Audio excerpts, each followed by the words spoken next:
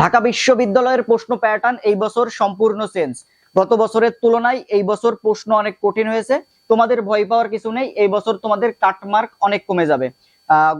গত বছরের তুলনায় অনেক কম মার্কে এই বছর তোমাদের চান্স হবে। কত পেলে তুমি ঢাকা বিশ্ববিদ্যালয়ে চান্স পাবা, কত পেলে ঢাকা বিশ্ববিদ্যালয়ে একটা সিট তুমি পাবা, সেই বিষয় নিয়ে বলবো। তার আগে তোমাদের একটু প্রশ্ন সম্পর্কে বলি, প্রশ্নটা আসলে কেমন ছিল। দেখো, বাংলা আমি সহজ বলবো না, বাংলা যে এমসিকিউ গুলো এগুলো স্ট্যান্ডার্ড একটা প্রশ্ন ছিল, মোটামুটি ঠিক আছে। ইংরেজিও যে ইংলিশ যে প্রশ্নটা ছিল, ইংলিশটাও তোমার হচ্ছে যে একটু স্ট্যান্ডার্ড ছিল, ঠিক আছে, যে অনেকে পারবে এখান থেকে। বাংলা আর ইংলিশটা মোটামুটি ঠিক আছে, কিন্তু সাধারণ জ্ঞান গিয়ে ভাই অনেক কঠিন করেছে। গত বছরের তুলনায় এই বছর সাধারণ জ্ঞান অনেক কঠিন প্রশ্ন হয়েছে, অনেক কঠিন প্রশ্ন হয়েছে গত বছরের তুলনায়।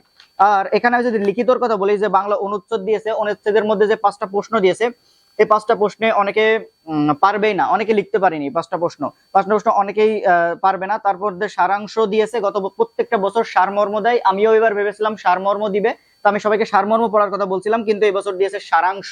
সারাংশ দিয়েছে যেহেতু, এই সারাংশ অনেকে লিখতে পারবে, এটা একটা ভালো যে সারাংশ বোঝা যায়, লেখা যায়। তারপরে শব্দ ভাষা রীতি শুদ্ধ করো, এটা মোটামুটি অনেকেই পারবে। আর এখানে একটা জিনিস হচ্ছে অর্থ সহ বাক্য রচনা করো, এই যে এইটা কিন্তু অনেকেই লিখিতর জন্য পড়ে নাই, এটা বাগধারা মানে বাগধারা এগুলো। তো এগুলো হচ্ছে তোমার লিখিতর জন্য কেউ পড়ে নাই, এগুলো পড়ছে কি বাগধারা, এগুলো উজানের কই, গাছ পাথর, এগুলো পড়ছে কি কি তোমার হচ্ছে যে এমসিকিউতে আসার জন্য, মানে তারা পড়েছে, কিন্তু লিখিতর জন্য হুবহু মুখস্থ করে নাই। তো অনেকে এগুলো লিখতে পারেনি।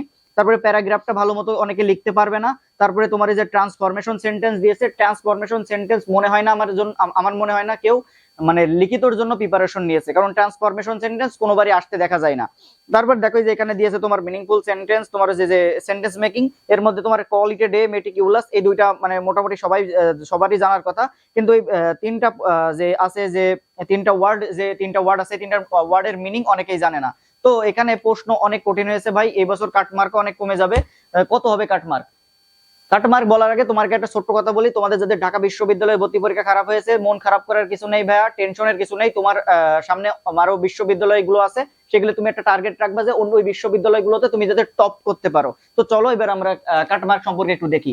কেউ যদি 57+ পায়, সে হচ্ছে সেফ জোন। ঢাকা বিশ্ববিদ্যালয়ে তুমি পরীক্ষার দিন মিলাই নিবা, যে এই কাটমার্কের সাথে তুমি পরীক্ষার দিন মিলাই নিবা, একদম এই রকমই তুমি মানে এবার এই বছর কাটমার্ক হবে, মানে এই মার্কেই তোমার চান্স হবে। দেখো তুমি পরীক্ষা যেদিন রেজাল্ট দেবে সেদিন মিলাই নিবা, যেদিন রেজাল্টের দিন তুমি মিলাই নিবা। তারপরে দেখো যে 55+ যে মার্ক পাবে, 55+এ তোমার হচ্ছে ওই ঢাকা বিশ্ববিদ্যালয়ে তার চান্স হয়ে যাবে। 55+এ সে ঢাকা বিশ্ববিদ্যালয়ে চান্স পেয়ে যাবে, এটা 100% শিওর। তুমি দেখো 55+এ ঢাকা বিশ্ববিদ্যালয়ে চান্স হয়ে যাবে। 52+এ ঢাকা বিশ্ববিদ্যালয়ে চান্স হবে, শেষের দিকের সাবজেক্ট গুলো হয়তো বা পেতে পারে। 52+এ কেউ যদি 52+ মার্ক পায়, সে শেষের দিকে সাবজেক্ট গুলো পাবে, কিন্তু সে ঢাকা বিশ্ববিদ্যালয়ে চান্স পাবে। কেউ যদি বলে ভাই আমার একটা সিট দরকার, আমার কিছু দরকার নেই, একটা সিট দরকার, আমি কত মার্ক পেলে আমি ঢাকা মানে একটা সিট পাবো, সেটা হচ্ছে 48+ যদি তুমি পাও, একটা সিট তুমি পাবা। ওই শেষের দিকে যে সাবজেক্ট গুলো আছে, তোমার ভাষা ভিত্তিক সাবজেক্ট, তোমার হচ্ছে পালি, উর্দু, ফার্সি, এইগুলো তুমি পেতে পারো।